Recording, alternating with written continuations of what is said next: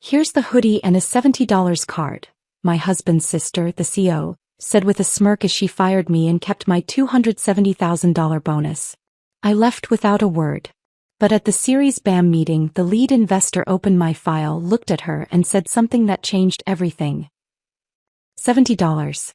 That's what my sister-in-law Sydney decided I was worth after 4 years of building her fashion empire from nothing. She slid the burgundy hoodie across the conference table with the gift card tucked into its pocket, her manicured nails tapping against the glass as she waited for me to take it. "We appreciate everything you've done, Aubrey," she said, though her smirk suggested otherwise. My husband Connor sat 3 chairs away, studying his phone like it contained the secrets of the universe, his wedding ring catching the afternoon light. I picked up the hoodie, feeling its cheap polyester between my fingers, and realized this wasn't just a termination. It was a declaration of war she didn't know she'd started. Before we dive deeper, if you've ever been undervalued at work or watched someone take credit for your efforts, please consider subscribing. It's free and helps these important stories reach others who need to hear them. But 3 years earlier, that same conference table didn't exist. Neither did the office or the company or Sydney's delusions of being a fashion mogul. Back then, we worked from the 600-square-foot apartment Connor and I rented above Washmore Dry Cleaners on Madison Street. The place was a disaster. Floors that creaked with every step, windows painted shut by decades of careless landlords, and vents that carried up the permanent smell of pressing chemicals and fabric softener. But it was ours, and it was where Lumiere fashion began.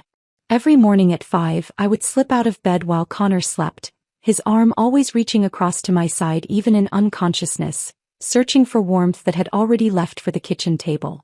Those early hours were mine alone, before the world woke up, before Sydney inserted herself into every decision, before the company became something unrecognizable.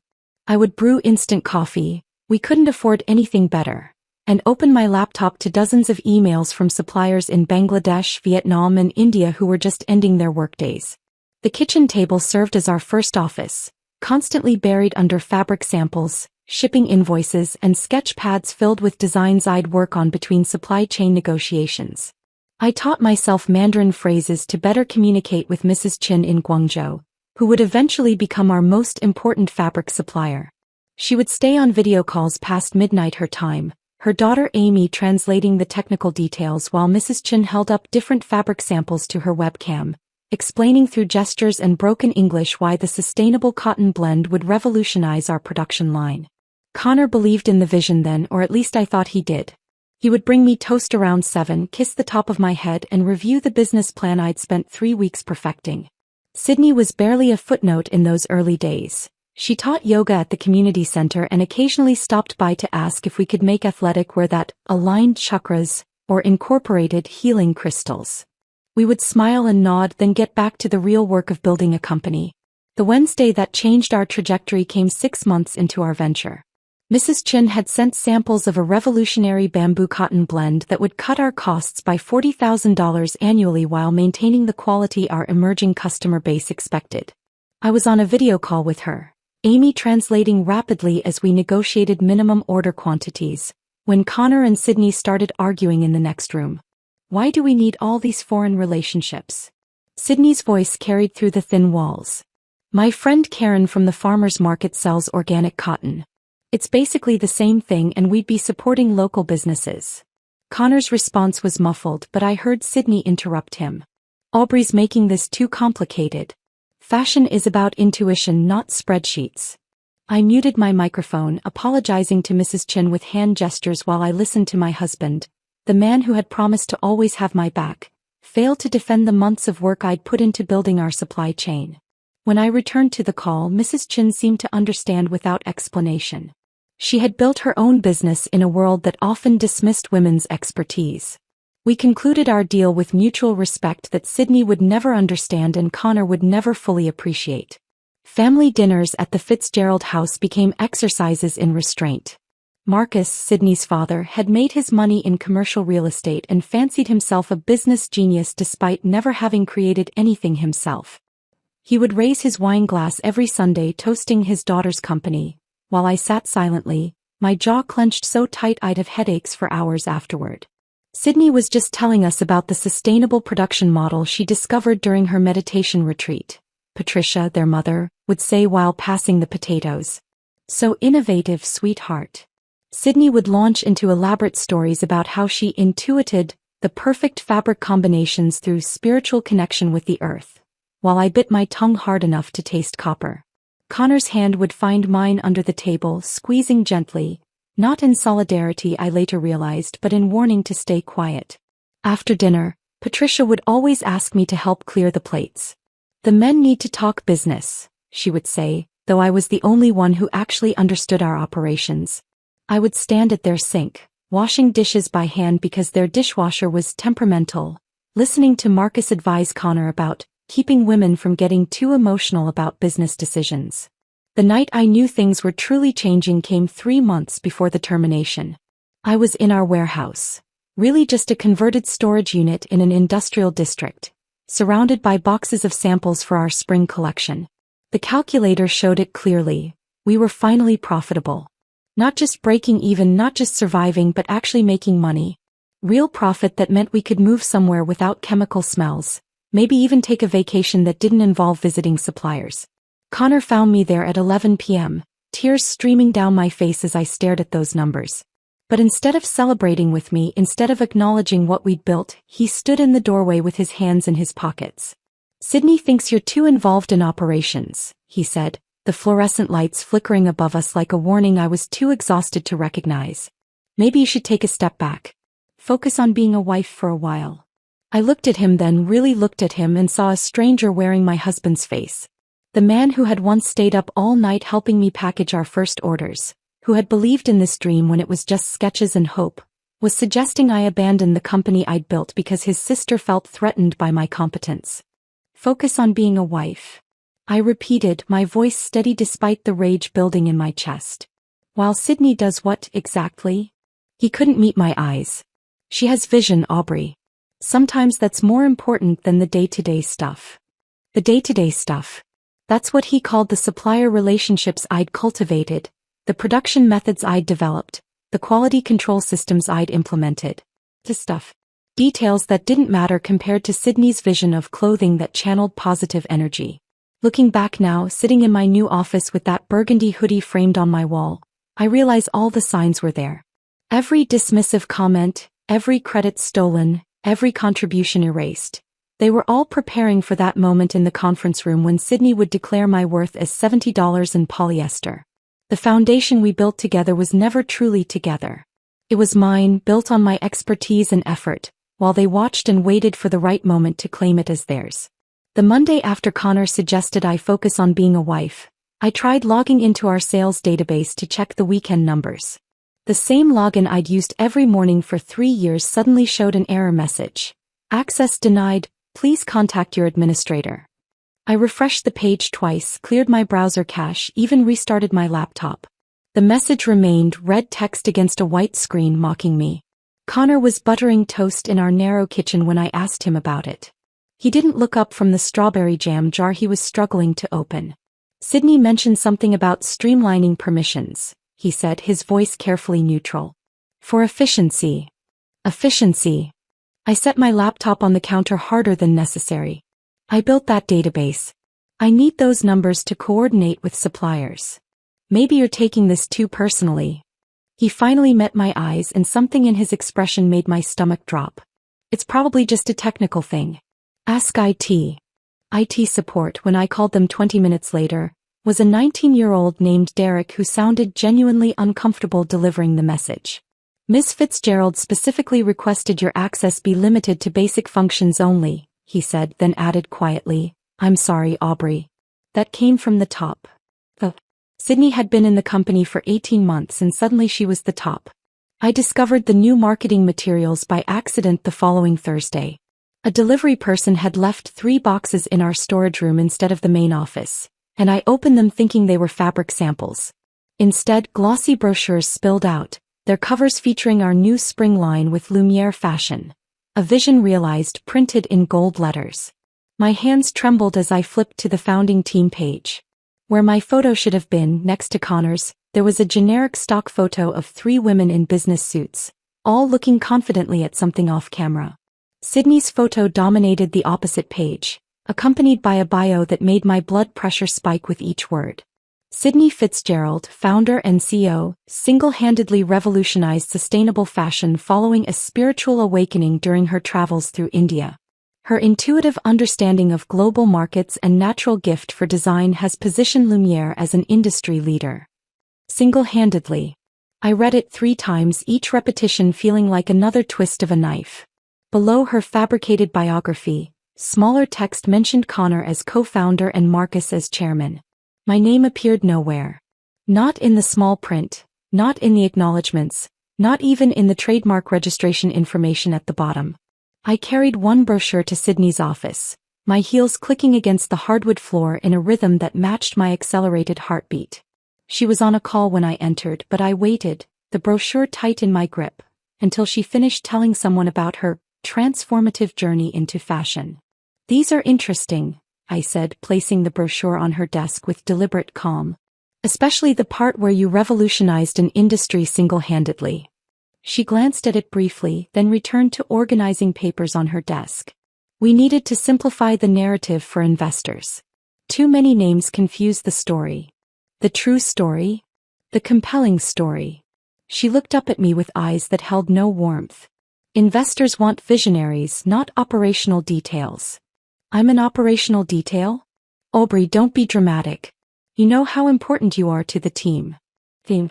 Not the company we built, not the partnership we formed, but the team. Like I was a player she could bench whenever convenient." The trade show in Las Vegas 2 weeks later was when the full scope of Sydney's deception became clear. I was managing our booth, explaining our sustainable practices to potential buyers, when Mr. Patel appeared. He owned one of our key manufacturing facilities in Mumbai, and his innovative dyeing process was essential to our environmental claims. "Aubrey." His face lit up with genuine warmth. "I was hoping to find you. I must tell you, I was very confused yesterday." "Yesterday?" "Your Sydney," she approached me at the evening reception. Introduced herself as the sole founder, claimed she discovered my factory through. He paused, searching for the right words. "Spiritual meditation?" She said the universe guided her to us. My mouth went dry. "She said that." "My friend, you slept on my office couch for 3 days. My wife brought you dal because you forgot to eat while we worked out pricing. You learned basic Hindi to better communicate with my staff." His expression grew concerned. "Is everything all right with the company ownership?" She spoke as if you were never involved. I forced a smile that felt like broken glass. "There have been some organizational changes." Mr. Patel studied my face with the wisdom of someone who had navigated business politics for 30 years. "I see," he said quietly. "You should know, Aubrey, that my loyalty is to people, not companies. I remember who built these relationships." His words stayed with me through the rest of the trade show, through Sydney's presentation where she claimed to have personally visited every factory in our supply chain, through Connor's speech about their family's commitment to ethical fashion. I stood in the back of the room, invisible, watching my work get attributed to someone who couldn't even locate Mumbai on a map without Google. Patricia Fitzgerald's 60th birthday party was held at their colonial-style house in Westchester, complete with catered appetizers and a string quartet playing in the garden. I wore the navy dress Connor had bought me for our anniversary, trying to blend in among their country club friends and business associates. I was refilling my wine glass when Patricia cornered me in the kitchen. "Aubrey, dear, could you help me with something in the powder room?" Confused but polite, I followed her down the hallway lined with family photos that conspicuously included no pictures of Connor and me together. She led me into the guest bathroom and closed the door behind us, the soft click of the lock sharp in the sudden silence. "Sydney tells me you'll be stepping back from the company soon," she said, adjusting her pearl necklace in the mirror. The vanity lights cast harsh shadows across her carefully made-up face. "I'm sorry, what?" "To focus on starting a family." She said you've been discussing it with Connor. The lie was so bold, so completely fabricated that I actually laughed. "We've never discussed that." Patricia turned to face me fully. "Well, perhaps you should. Sydney has always been the business mind in the family. Even as a child, she had such vision, such leadership qualities." Through the door, I could hear Connor's laugh, followed by Sydney's voice saying something about emotional people not understanding corporate culture. The words were muffled, but the meaning was clear. "With all due respect, Patricia, Sydney was teaching part-time yoga when I built our supply chain. Her expression hardened. Built is such a strong word, dear. From what I understand, you've been helping with administrative tasks. Administrative tasks. 4 years of 18-hour days reduced to filing and phone calls in their revisionist history. Is that what Sydney told you? Sydney doesn't have to tell me anything. I can see what's happening. You're trying to take credit for my daughter's success, and frankly, it's embarrassing. The bathroom suddenly felt too small, the floral wallpaper too busy, the scent of Patricia's perfume too cloying. I reached for the door handle. Where are you going? Back to the party. To my husband. Your husband, she said with emphasis that made the title sound temporary, understands family loyalty. I left her in the bathroom, walked through her perfect house with its perfect furniture and perfect guests, and found Connor on the patio, surrounded by Sydney's friends, laughing at another story about my emotional response to a supplier issue. He didn't notice when I left early. Or maybe he did and just didn't care enough to follow. I drove home from Patricia's party alone that night, taking the long route through empty suburban streets while Connor stayed behind, probably still entertaining Sydney's friends with stories about my emotional inadequacies. The dashboard clock read 11:47 p.m. when I pulled into our apartment complex, and I sat in the car for another 10 minutes, staring at our lit kitchen window, wondering when home had stopped feeling safe. Tuesday morning arrived with unusual quiet. Connor had already left when I woke, his coffee mug abandoned in the sink, no note explaining his early departure. At the office, something felt different the moment I walked through the door. Conversations stopped mid-sentence. Eyes darted away from mine. The usual morning greetings were replaced with uncomfortable silence. Emma, Sydney's assistant, appeared at my desk at 10 a.m. She usually bounced when she walked, all 23-year-old enthusiasm and fresh college optimism. Today she moved like someone approaching a funeral, her hands clutching a single piece of paper. Sydney needs you in the executive conference room at 3, she said, looking somewhere past my left shoulder. Her voice was barely above a whisper. Is everything okay, Emma? She shifted her weight, still avoiding eye contact. Just, the meeting. 3 o'clock. That's when I noticed it. A banker's box tucked under my desk, positioned where I couldn't miss it but trying to look casual, like it had always been there. The kind of box people use when they're packing up their lives in a hurry. Emma, what's going on? I have to go, she said, already backing away. 3 o'clock. Don't be late. I watched her practically run back to her desk, where she bent over her computer with the kind of intense focus people adopt when they're desperately trying not to be involved in something. Around the office, I noticed other strange behaviors. The newest intern, Jake, was whispering urgently to another junior employee, both of them glancing my way. When I stood up, they scattered like startled birds. My phone buzzed with a text from Rachel in accounting. Everyone's been told to stay visible this afternoon. Something's happening. I knew then. The banker's box, Emma's avoidance, the orchestrated visibility. They were setting up my public execution. Sydney wanted witnesses. At 2:45 I walked to the bathroom and stared at myself in the mirror. My reflection looked tired but determined, like someone preparing for battle they knew they'd lose but would fight anyway. I fixed my lipstick, straightened my blazer and walked to the conference room with my head high. They were already assembled when I arrived. Sydney at the head of the table, wearing a cream-colored suit that probably cost more than most people's monthly rent. Marcus to her right, his attention seemingly absorbed by his phone screen, though I could see his thumb wasn't moving. He was just avoiding looking at me. And Connor, my husband, seated 3 chairs away from Sydney, signing documents without reading them, his wedding ring catching the afternoon light streaming through the floor-to-ceiling windows. Aubrey, Sydney said, her tone suggesting we were about to discuss quarterly projections rather than destroy my life. Please sit. I remained standing. What's this about? She slid something across the glass conference table. A burgundy hoodie, the kind we sold for $90 but probably cost us $8 to make. Tucked into its front pocket was a gift card. The hoodie looked familiar and then I realized why. It was from our reject pile, the ones with slightly crooked seams that we couldn't sell at full price. We're restructuring, Sydney said, her manicured nails tapping against the table in a rhythm that sounded like a countdown. Your position has become redundant. Redundant. I picked up the hoodie, feeling its cheap polyester blend between my fingers. After 4 years of building this company, We appreciate everything you've done, she continued, though her smirk suggested the opposite. This is your severance package. I pulled out the gift card. $70 to a grocery chain I never shopped at. Not even a round number. Just $70, like someone had grabbed whatever was lying in the office gift drawer. What about my performance bonus? The $270,000 I earned by securing the Chin contract. That's being restructured as well. Sydney's smile widened slightly.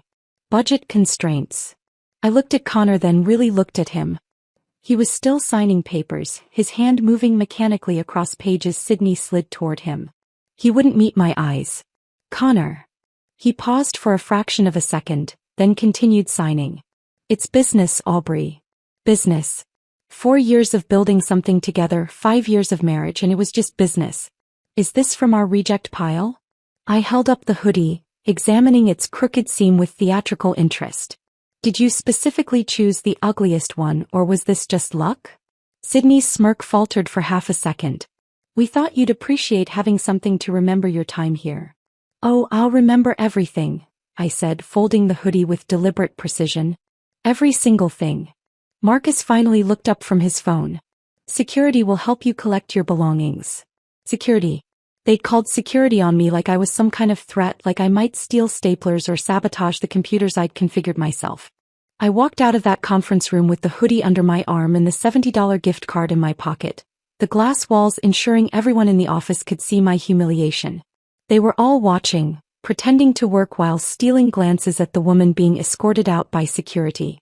Tony, the security guard, was waiting at my desk. I'd recommended him for the job 6 months ago when he was struggling after being laid off from his previous position.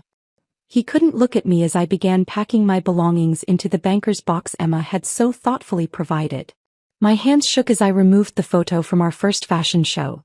Connor and me, exhausted but triumphant, surrounded by models wearing designs I'd stayed up 3 nights straight to perfect. Into the box it went, along with my coffee mug, the one Connor had given me that said, "World's Best Wife," in gold letters that were starting to chip. The office was silent except for the sound of my belongings dropping into cardboard. Then suddenly music started playing over the speakers. Goodbye, by the Spice Girls, the volume just loud enough to be noticeable but not quite loud enough to seem deliberate. I looked up and saw Emma at her desk, her face red, studying her computer screen with suspicious intensity. Sydney stood in her office doorway, watching with undisguised satisfaction. I'm sorry, Tony whispered as we walked toward the elevator. This isn't right. I didn't trust myself to speak, just nodded and kept walking. The elevator ride felt endless, descending through floors of the building I'd helped lease, past conference rooms where I'd negotiated deals that built this company, down to the parking garage where my 8-year-old Honda Civic waited in space B26. The same space where Connor had proposed 2 years ago, getting down on one knee beside my car after we'd received our first 6-figure purchase order. The same space where we'd celebrated with champagne from paper cups, planning our future, our company, our life together. I sat in my car, the banker's box on the passenger seat, the burgundy hoodie draped over it like a shroud. The $70 gift card sat on my dashboard and I started laughing. Not happy laughter, but the kind that comes when absurdity exceeds your capacity to process it rationally. $70. After everything I'd built, every relationship I'd cultivated, every sleepless night spent making Sydney's fantasies into reality, they'd calculated my worth at $70 in polyester. The security camera in the corner of the garage recorded everything. My laughter that turned to something between crying and rage, my hands gripping the steering wheel until my knuckles went white, my head resting against it while my body shook with emotions I couldn't name. Through my windshield I could see Sydney's office window 5 floors up.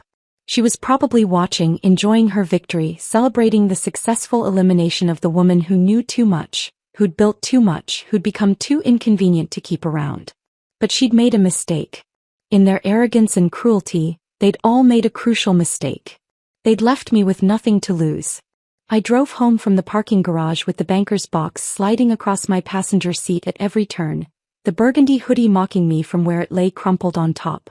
My apartment was dark when I arrived.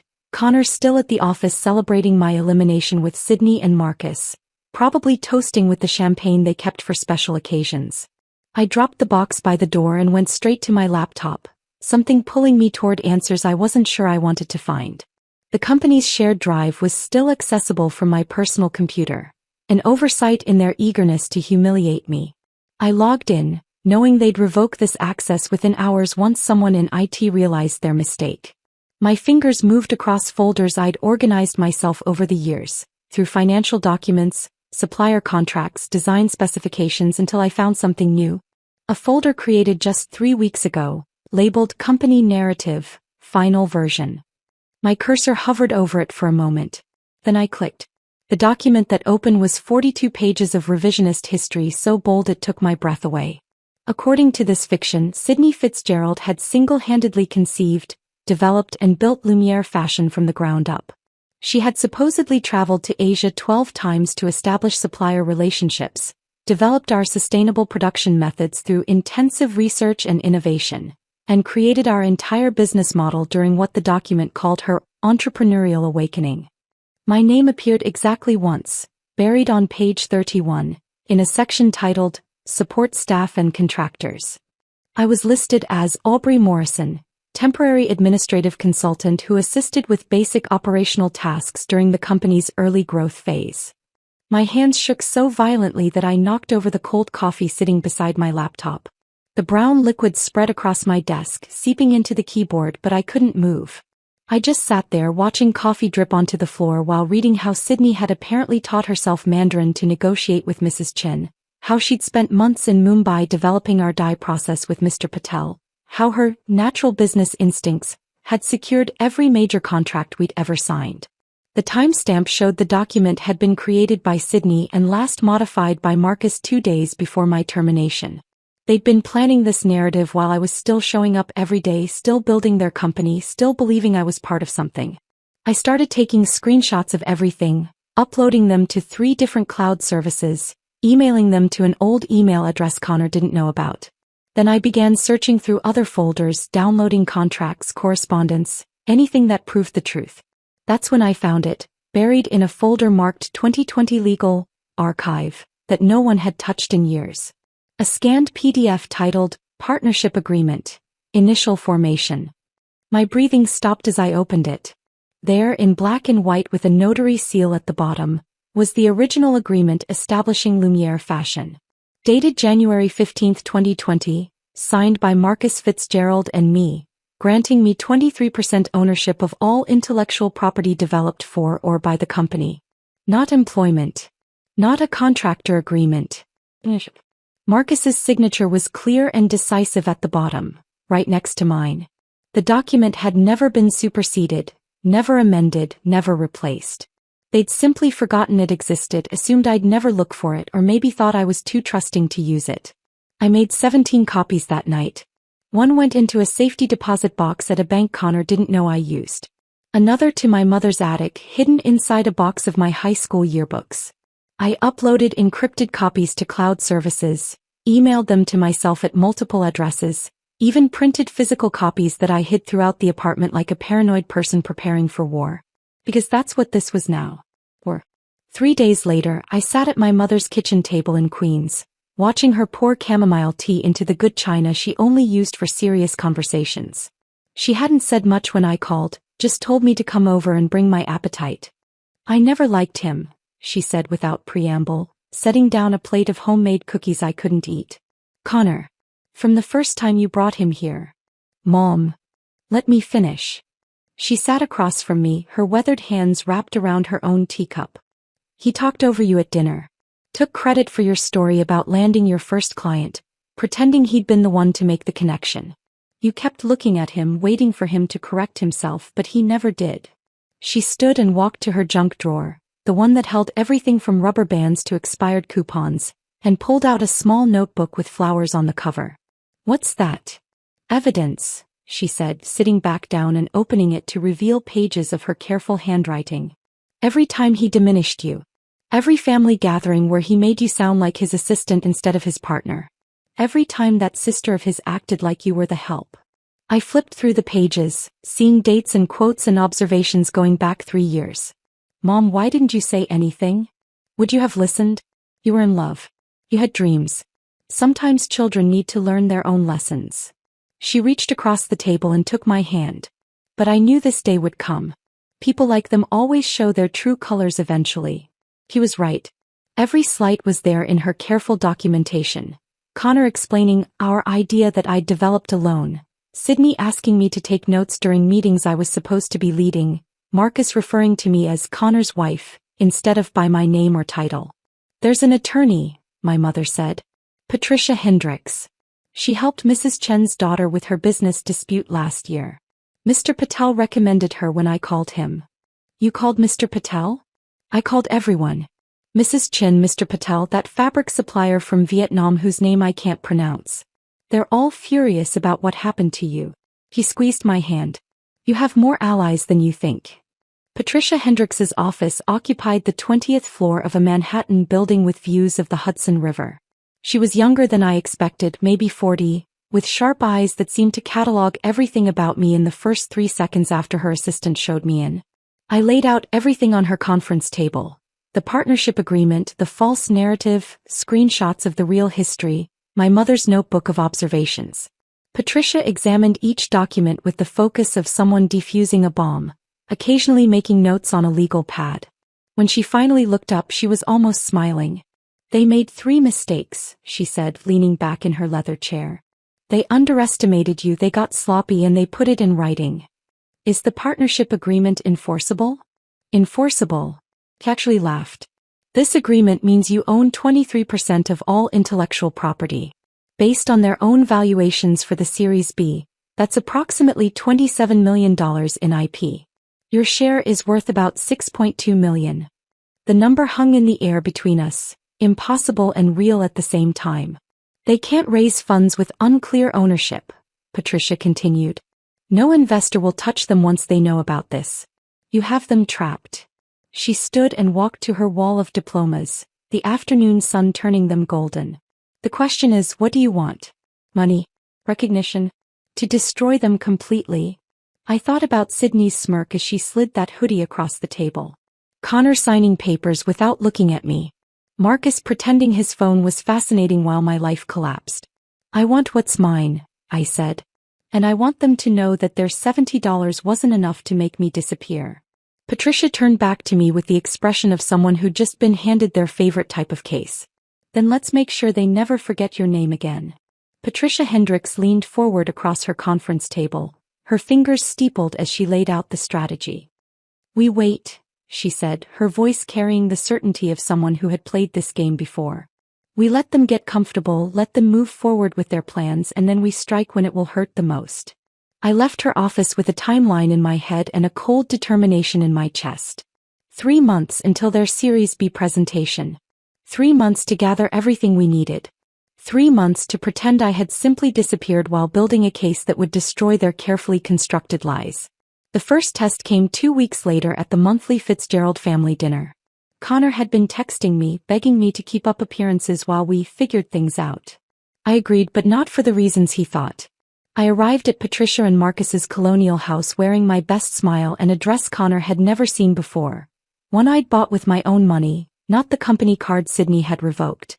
The dining room smelled of pot roast and privilege, Patricia's good china gleaming under the chandelier that had been in Marcus's family for 3 generations. Aubrey, Sydney said as I entered, her voice dripping with false warmth. So glad you could make it. I wasn't sure you'd have time now that you're between opportunities. I took my seat across from her, accepting the wine Connor poured with hands that barely trembled. Actually, I've been catching up on my reading. That Fashion Weekly interview you did was fascinating. Her eyes lit up, mistaking my interest for admiration. Oh, you saw that? Every word. Especially the part where you talked about intuiting the supply chain through meditation. Such a unique approach to international business. Connor shifted uncomfortably beside me, but Sydney was already launching into her story, elaborating on how she had spiritually connected with suppliers across Asia without ever leaving the country. It's amazing, I said, pulling out my phone to check a message, but actually hitting record on the voice memo app. You've never actually been to any of these factories? Why would I need to? Sydney laughed, wine making her careless. That's what video calls are for. Besides, I find physical travel limits the spiritual connection. Patricia nodded approvingly while Marcus carved the roast, And I documented every word of Sydney admitting she'd never met the suppliers she claimed to have discovered. Connor kept trying to catch my eye, sensing something was wrong but not understanding what. "You're so quiet lately," Patricia observed, passing me the green beans. "Everything all right?" "Just processing some changes," I said, calculating that we were exactly 73 days from the Series B presentation. Sometimes silence is more valuable than words. After dinner, I excused myself to the bathroom and immediately forwarded the recording to Patricia Hendricks. My phone buzzed with her response. "Perfect. Keep going." The real work happened in my kitchen at 2 in the morning. My laptop opened to WhatsApp while I navigated time zones that had become as familiar as my own neighborhood. Mrs. Chen's face filled the screen, her expression fierce despite the pixelated connection. "She said what?" Mrs. Chen's accent thickened with anger. "Spiritual guidance led her to my factory? I built this business with my husband for 20 years. You found us through trade directories and cold calls, Aubrey. You slept on our office floor during contract negotiations." "I know," I said, screenshots of Sydney's false claims spread across my kitchen table. "But I need you to put that in writing." "I'll do more than that." Mrs. Chen held up her phone, showing me an email from Sydney claiming to have been the primary contact since day one. "She sends these lies to my staff. They forward them to me because they know the truth." One by one, suppliers joined our video calls. Mr. Patel from Mumbai, his son Raj, now a corporate lawyer, taking notes on everything.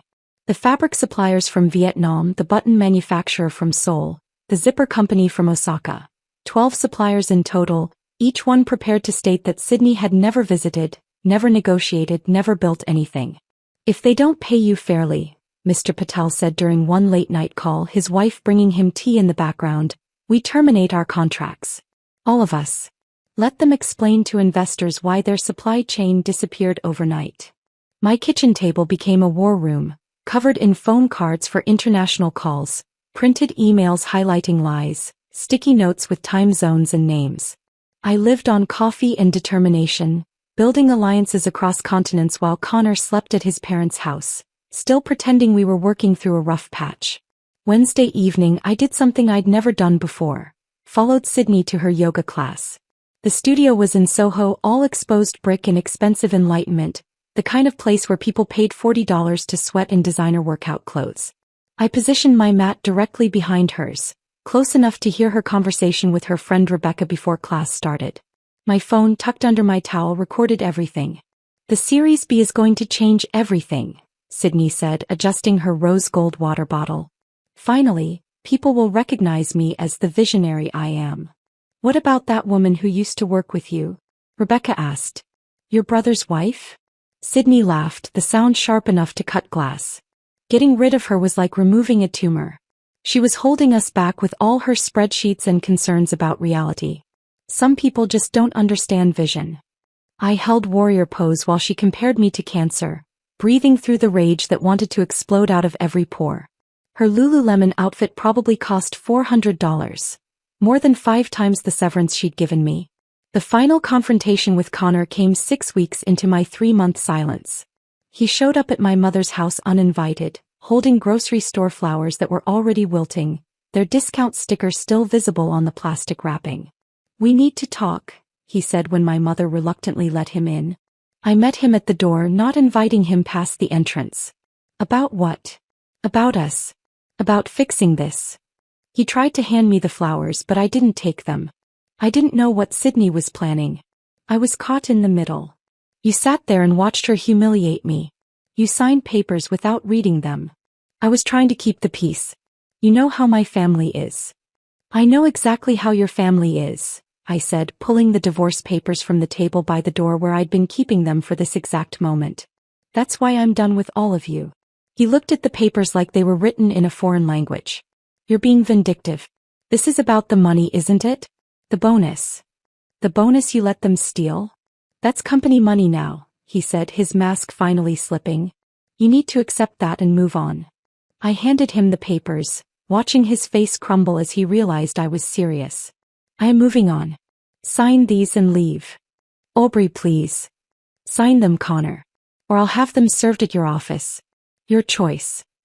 He signed them there in my mother's doorway, his hand shaking as he realized that his sister's ambition had cost him his marriage. When he finished, he looked at me one last time. "She's going to destroy you," he said quietly. "Sydney doesn't lose."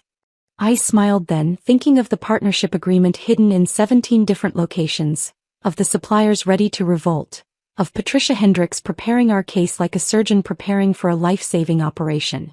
"We'll see about that." I closed the door behind Connor and stood in my mother's entryway, listening to his car pull away from the curb.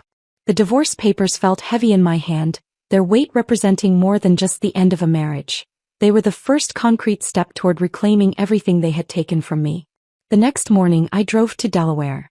The 3-hour drive gave me time to think, to plan, to transform from Aubrey Morrison the discarded wife into something else entirely. The lawyer's office sat in a strip mall between a tax preparation service and a nail salon, deliberately unremarkable, the kind of place where business entities were born without fanfare. The attorney, Mr. Brennan, had done this thousands of times before. His office walls were beige, his desk was beige, even his coffee mug was beige. Everything designed to be forgotten the moment you walked out. His assistant offered me coffee in a mug that read "World's Best Boss." The irony not lost on me as I prepared to become exactly that for the first time in my life. Meridian Holdings LC. I told him when he asked for the company name. I had chosen it carefully. Meridians were invisible lines that defined everything on a map, determining location, ownership, boundaries. Just like I was about to define who really owned what in the mess Sydney had created. "Purpose of the business?" Mr. Brennan asked, fingers poised over his keyboard. "Asset management and intellectual property holdings." He didn't ask more questions, just typed efficiently while I signed document after document, each signature moving me closer to my goal. Within an hour, Meridian Holdings LLC existed, a legal entity that would soon own 23% of Lumiere Fashion's intellectual property. Sydney had no idea that while she was giving interviews about her visionary leadership, I was creating the weapon that would destroy her carefully constructed empire. 2 weeks before the Series B presentation, Patricia Hendricks called me to her office at midnight. The building was nearly empty, just security guards and cleaning crews, the perfect environment for what we needed to do. "We're going to rehearse every possible scenario," Patricia said, spreading documents across her conference table. The city lights glowed through her floor-to-ceiling windows, making Manhattan look like a circuit board powering our plan. Sydney might cry, might threaten, might try to negotiate on the spot. You need to be prepared for anything. We role-played for hours, Patricia alternating between Sydney's probable responses and the investor's likely questions. She taught me to keep my breathing steady when confrontation came, to maintain eye contact without blinking, to let silence do the heavy lifting when words would only complicate things. "What if she calls me directly?" I asked, pushing aside an empty container of lo mein. "You don't answer. Let her spiral. Let her leave voicemails that we can document as evidence of consciousness of guilt." "What if Connor tries to intervene?" "Connor signed the divorce papers. He has no standing anymore. He chose his side." We practiced until 3 in the morning, empty Chinese takeout containers creating a timeline of our preparation. Patricia showed me exactly when she would send the email to investors. 11:47 a.m., precisely 15 minutes into Sydney's presentation, after she had made her claims but before she could close the deal. "The timing has to be perfect," Patricia explained, her finger tracing the agenda we had obtained through a contact at the venue. "Too early and they might postpone. Too late and some investors might have already committed verbally." 3 days before the presentation, I visited the Meridian Hotel. The lobby was all marble and crystal, the kind of place that whispered money with every surface. I needed to find the perfect vantage point, somewhere I could watch the destruction unfold without being immediately visible. The lobby cafe sat adjacent to the ballroom, separated by floor-to-ceiling windows that allowed diners to see inside during events. I tested several tables before finding the perfect one. Corner position, partially hidden behind a decorative plant, but with clear sightlines to both the presentation stage and the investor seating area. The barista, a young woman named Elena with kind eyes and an Eastern European accent, noticed me testing the Wi-Fi strength at various spots. "Important video call?" she asked. "Something like that. I need to be here next Thursday around 11. This exact table. Big presentation happening that day," Elena said, nodding toward the ballroom. Some fashion company. They've booked the whole space. I pulled out the $70 gift card Sydney had given me as severance, the plastic worn from being carried in my pocket like a talisman. Can I use this to reserve the table? Maybe order something special that day. Elena looked at the card, then at me, and something in her expression suggested she understood more than I had said.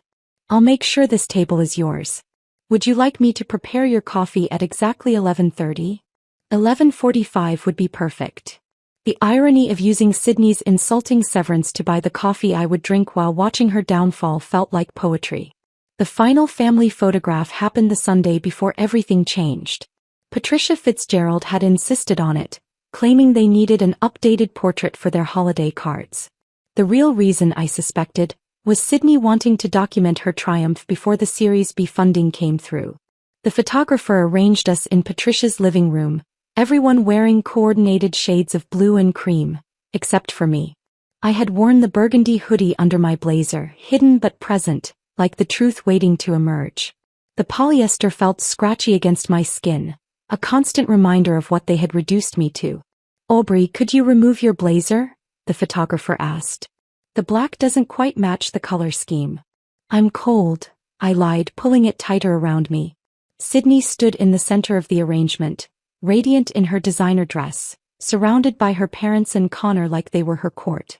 Connor's hand rested on my shoulder, but it felt like a stranger's touch, the weight of it making me want to shrug away. His wedding ring caught the photographer's lights, the same ring he had slipped on my finger 5 years ago while promising to love, honor, and protect. Everyone smile, the photographer commanded. Think happy thoughts.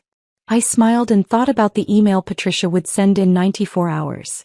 Sydney beamed beside me, unaware that this would be the last photo where she would look victorious. Patricia commented on how perfect we all looked, how blessed they were to have such a successful family. One more, the photographer said. This time, everyone look at Sydney. She's the star of the show. We all turned toward her, and in that moment, I memorized her expression. The self-satisfaction, the arrogance, the complete certainty that she had won. I wanted to remember exactly how she looked before everything she had stolen got ripped away. After the photos, as everyone dispersed to the dining room for lunch, Sydney pulled me aside in the hallway. No hard feelings about the job thing, right? She said, not really asking. It was just business. You understand. I looked at her, this woman who had systematically destroyed my career while smiling at family dinners, and felt nothing but cold determination. I understand perfectly, I said. She patted my arm condescendingly and walked away, her heels clicking on the hardwood floor in a rhythm that sounded like a countdown. 89 hours until the presentation. 89 hours until the truth would finally matter more than the narrative. 89 hours until Sydney learned that $70 and a polyester hoodie were not enough to buy my silence or my disappearance. I left the Fitzgerald house that Sunday with 89 hours on my mental clock, each tick bringing me closer to the moment when truth would finally matter more than perception. Monday passed in a blur of final preparations with Patricia, confirming that every document was ready, every supplier statement notarized, every piece of evidence organized for maximum impact. Tuesday felt like standing at the edge of a cliff, knowing the jump was coming but not quite ready for the free fall. Wednesday night I didn't sleep at all. Thursday morning arrived gray and humid, the kind of weather that makes Manhattan feel claustrophobic. I dressed carefully, choosing a simple black dress that would let me blend into the Meridian Hotel's upscale crowd. The burgundy hoodie stayed in my bag, a reminder of why I was doing this. I arrived at the hotel at 10:45, giving myself time to settle at my reserved table in the cafe before Sydney's grand performance began. Elena, the barista, recognized me immediately and had my table ready with a small reserved sign that she removed as I sat down. Through the floor-to-ceiling windows, I could see the ballroom filling with investors, venture capitalists whose combined net worth could probably buy small countries. They chatted over coffee and pastries, checking phones and adjusting ties, completely unaware they were about to witness corporate fraud exposed in real time. At 11 o'clock sharp, Sydney made her entrance. Even from across the lobby, I could see the confidence in her stride as she walked onto the stage. She wore a cream-colored suit that I recognized from the Nordstrom expense reports, $3,000 charged to the company card under client meeting attire. Her presentation slides appeared on the massive screen behind her, our logo prominent, though she had redesigned it slightly to remove elements I had created. Good morning. Her voice carried through the ballroom's sound system, clear and practiced. I'm Sydney Fitzgerald, founder and CEO of Lumiere Fashion, and today I'm going to show you how one woman's vision is revolutionizing sustainable fashion. One woman's vision. I stirred my coffee slowly, watching her click through slides showing our supply chain, the one I had spent 3 years building through late-night negotiations and countless international calls. She described visiting factories she had never seen, developing relationships with suppliers she couldn't name without her notes, pioneering sustainable practices she learned about from my reports. Through my intuitive understanding of global markets, Sydney continued, gesturing at a map dotted with our supplier locations, I personally established partnerships across 12 countries, creating a network that gives us unprecedented control over quality and sustainability. Marcus sat in the front row, his chest puffed with pride as his daughter spun her fiction. Connor was nowhere to be seen, probably too ashamed or too smart to attend. The investors took notes, some nodding appreciatively at Sydney's polished delivery. She had rehearsed this thoroughly, every gesture calculated, every pause strategic. 20 minutes into her presentation, as she was explaining our revenue projections, Gregory Aldridge from Apex Capital raised his hand. He was a legend in venture capital, someone who had built and destroyed fortunes with single decisions. His gray hair and expensive suit gave him an air of authority that made the room pay attention when he spoke. Miss Fitzgerald, he said, his tone conversational, almost bored. I notice you terminated your chief operations officer, Aubrey Morrison, 3 months ago. Can you speak to that transition? Sydney didn't miss a beat. Her response was so smooth, so rehearsed, that she might have been reading from a script. Aubrey was a temporary consultant who assisted with some administrative functions early on. Her role became redundant as we scaled. We parted ways amicably. From my position in the cafe, I could see 2 investors in the third row exchange glances. One of them, a woman in a navy suit, made a note on her tablet. Even from this distance I could read her body language. She was marking this as a potential red flag. Aldridge nodded slowly, making his own notes, but something in his expression suggested he wasn't entirely satisfied with the answer. Sydney continued her presentation, moving on to market opportunities and growth projections. The confidence returned to her voice as she left the dangerous territory of my termination behind. She was clicking to her slide about international expansion when I saw Patricia's message appear on my phone. Sending now. At exactly 11:47 a.m., Patricia's email arrived in 60 inboxes simultaneously. I watched as phones began buzzing around the room, investors discreetly checking their devices despite Sydney's continued presentation.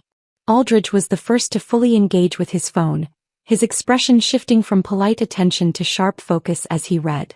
The email contained everything: the partnership agreement proving my 23% ownership, documentation showing I had built every supplier relationship, emails from Marcus calling me co-founder, the false company narrative Sydney had created, and most devastatingly, sworn statements from 12 suppliers confirming they would terminate contracts if I wasn't fairly compensated. Aldridge stood up slowly, his movement deliberate enough that Sydney stopped mid-sentence about projected returns.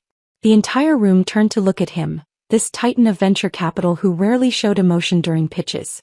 Miss Fitzgerald, he said, his voice carrying the kind of authority that made grown executives nervous. I've just received some rather interesting documentation about your company's founding structure. Sydney's face showed the first crack in her composure. I'm not sure what you mean. According to these documents, Aldridge continued, holding up his phone, you systematically erased your co-founder from the company history, someone who actually built your supply chain and owns 23% of your intellectual property. The same person you just called a temporary consultant. The room erupted in whispered conversations. Sydney's face drained of color as she gripped the podium. There must be some misunderstanding. The only misunderstanding, Aldridge interrupted, his voice now sharp as a blade, is that you thought you could lie to this room about who built what. I have signed statements from 12 of your key suppliers saying they'll terminate contracts if Ms. Morrison isn't fairly compensated. That means your entire supply chain, the one you just spent 20 minutes claiming you built through spiritual intuition, is about to disappear. Marcus had collapsed forward in his chair, his head in his hands. Other investors were now standing, phones pressed to ears as they called their legal teams. Someone near the back was already heading for the exit. "This isn't just misrepresentation," Aldridge continued, his voice filling the growing chaos. "This is securities fraud. You stood on that stage and lied about fundamental aspects of your business while seeking investment.